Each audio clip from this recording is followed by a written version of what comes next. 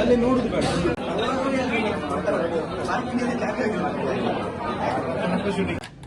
ಒಂದು ಕಾಣಿಕೆ ಪಾರ್ಥ ಸಾರಥಿ ಸುವರ್ಣ ರಥ ಇದರ ಕಾಣಿಕೆಯನ್ನು ನೀಡಬೇಕು ಅಂತ ಸಂಕಲ್ಪ ಮಾಡಿದ್ದೇವೆ. ಇದರ ಉದ್ದೇಶ ಕೋಟಿ ಗೀತಾ ಲೇಖನ ಯಜ್ಞ ಒಂದು ಏನು ಕಾರ್ಯಕ್ರಮ ನಡೆದಿದೆ ಅದರ ಸ್ಮರಣಿಕೆಯಾಗಿ ಕೃಷ್ಣನಿಗೆ ಈ ಪಾರ್ಥ ಸಾರಥಿ ಸುವರ್ಣ ರಥವನ್ನು ನಾವು ನೀಡ್ತಾ ಇದ್ದೇವೆ. ಉಡುಪಿಯಲ್ಲಿ ಕೃಷ್ಣ ಗೀತಾಚಾರ್ಯನಾಗಿ ಕಂಗೊಳಿಸ್ತಾ ಇದ್ದಾನೆ.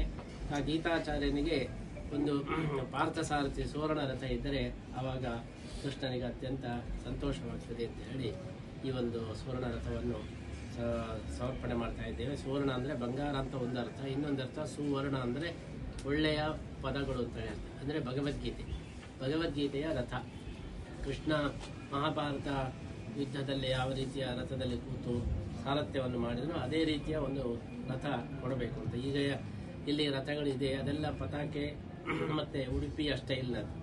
ಇದು ಯುದ್ಧ ಮಾಡುವಾಗ ಕೃಷ್ಣ ಯಾವ ರೀತಿಯ ರಥದಲ್ಲಿ ನಿಂತಿದ್ದನೋ ಅದೇ ರೀತಿಯ ರಥದಲ್ಲಿ ಕೂತು ನಿತ್ಯ ಉತ್ಸವ. ಇನ್ನು ಮೇಲೆ ಉಡುಪಿಯಲ್ಲಿ 2 ಉತ್ಸವಗಳು ಏಕಕಾಲದಲ್ಲಿ ಮಾಡಬಹುದು. ರಥಬೀದಿಯಲ್ಲಿ ಈ ನಿತ್ಯ ನಡೆಯತಕ್ಕಂಥ ರಥೋತ್ಸವ ಮತ್ತೆ ಪ್ರತಿನಿತ್ಯ ಕೊಳಲು ವಾದನ ಆಗ್ತದೆ. ಆವಾಗ ಈ ರಥದಲ್ಲಿ ಉತ್ಸವ, 2 ರಥೋತ್ಸವ ಒಂದೇ ದಿವಸದಲ್ಲಿ ಮಾಡುವ ಹಾಗೆ ಇದನ್ನು ನಾವು ಯೋಚನೆ ಮಾಡಿದ್ದೇವೆ. ಇದರ ಜೊತೆಗೆ ಇನ್ನೊಂದು ಉದ್ದೇಶ, ನಾವು ಸ್ವಾಮಿಗಳಾಗಿ 50 ವರ್ಷ ಮುಗಿದಿದೆ. ಸುವರ್ಣೋತ್ಸವ ಅಂತ ಎಲ್ಲ ಆಚರಿಸ್ತಾರೆ. ನಾವು ಕೃಷ್ಣನಿಗೆ ಸುವರ್ಣ ರಥವನ್ನು ಸಮರ್ಪಣೆ ಮಾಡಿದರೆ ಅದೇ ಸುವರ್ಣೋತ್ಸವ ಅಂತ ಹೇಳಿ ಕೃಷ್ಣನಿಗೆ ಈ ಸುವರ್ಣ ರಥೋತ್ಸವವನ್ನು ನಮ್ಮ 50ನೇ ವರ್ಷದ ನೆನಪಿಗಾಗಿ ನಾವು ಅರ್ಪಣೆ ಮಾಡ್ತಾ ಇದ್ದೇವೆ.